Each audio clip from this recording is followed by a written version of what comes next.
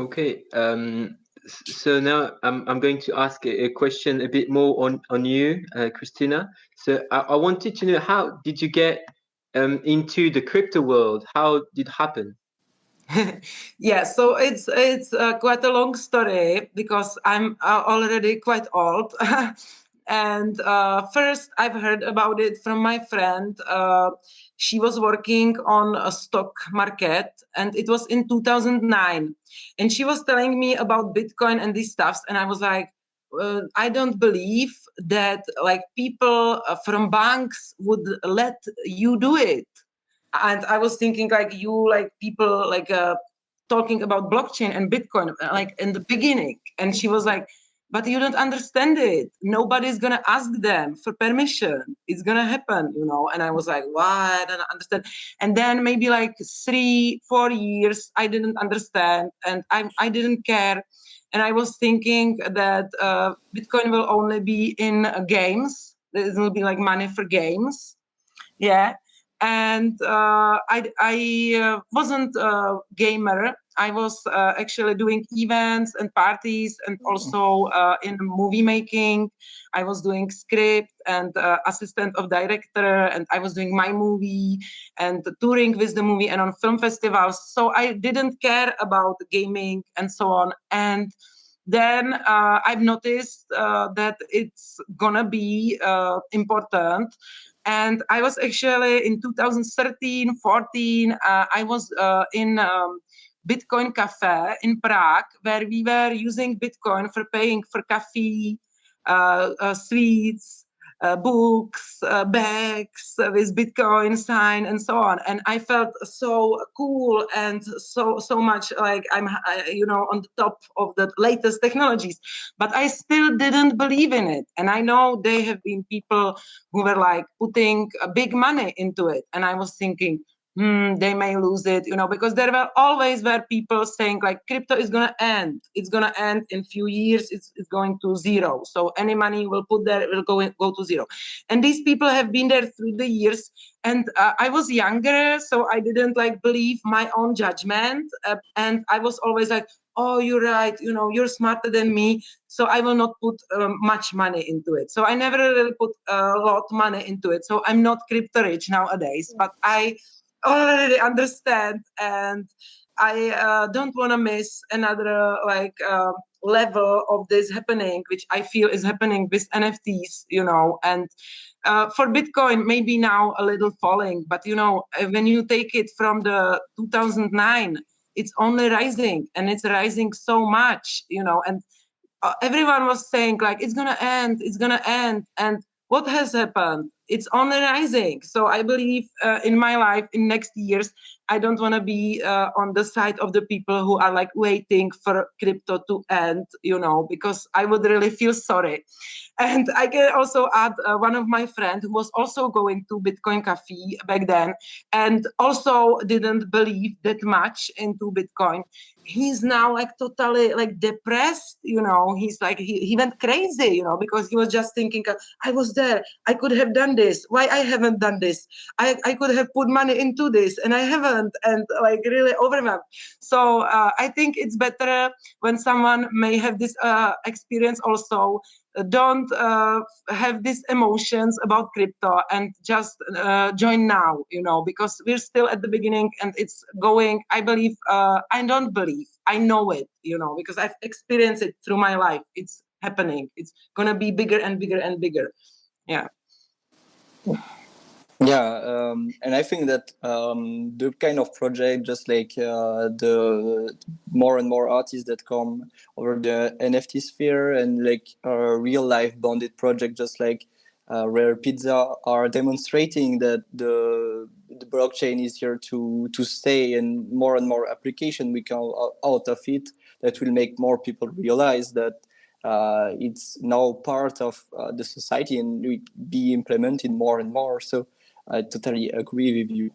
May I ask you a question about your work outside of the Rare Pizza project? You are an NFT artist too. You have some NFT already minted in platforms. Talk to us about them. Yeah, so I come from artist family, and I've always felt like doing some sort of art is like totally natural for me. And I was doing audiovisual stuffs or visuals for parties. That was like first stuff that I was doing. Then I was more involved into movie making and did my 35 minutes movie. And then I was also drawing my whole life. I was drawing. So I minted my drawings from past 15 years, and I'm also selling them. Well, so far I sold first one, but still.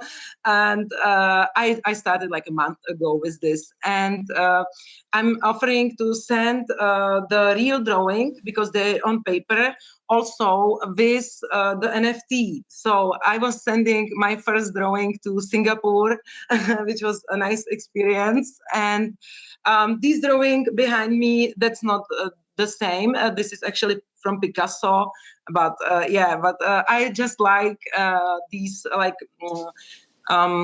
I feel like it's like an essence of every artist's style when he does just black and white drawing. Yeah. So, but I'm also because I was also working with people doing 3D stuffs, and I'm not that advanced yet, but I love it and I'm learning. So I also minted my first like 3D object. Yeah, and I would like to work with virtual reality as well and focus more on these stuffs. But still, my hand-drawn collection will be there, and I will be putting more my old drawings there because I feel this is like a basement of my visual stuffs. Yeah. Okay, very nice. And do you have any more project that you want to share with us today?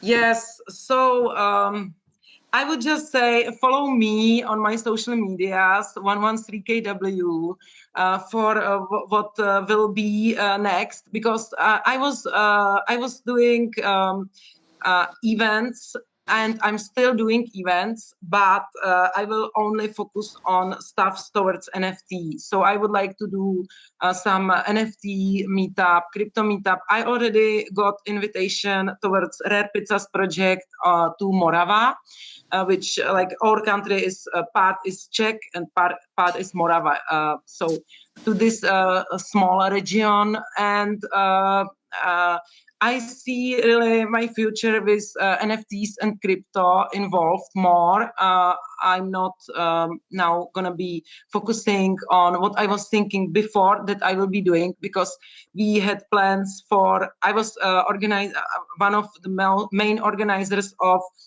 cannabis-related fair that was in Czech Republic, but it was for 30,000 people and all around the world. So I'm not sure when these huge events will be again possible. Maybe not so soon in the scale as it was, people flying all around the world for conferences and so on. I don't think this will be coming back. Actually, I think it will because also these fairs and trades, it's something that is over 100 years old.